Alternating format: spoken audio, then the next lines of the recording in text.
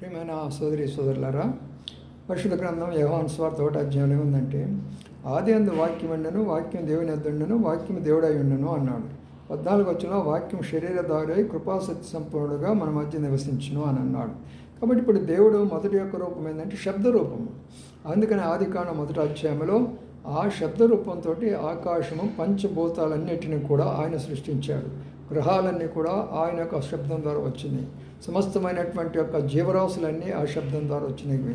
అంతేకాదు, ఆయన శబ్దం ద్వారా మరి అనేకమైనటువంటి యొక్క మార్పులు సృష్టిలో జరుగుతూ వచ్చినాయి.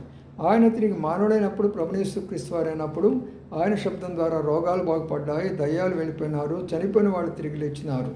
ఆయన శబ్దం ద్వారా అనేక జీవితాలు మార్చబడుతున్నాయి. ఆ ప్రభువుని నమ్ముకో. ఆయన దేవుడా, ఆయన చెప్పాడా, యేసు ప్రభు దేవుడు అనుకుంటున్నావు కదా.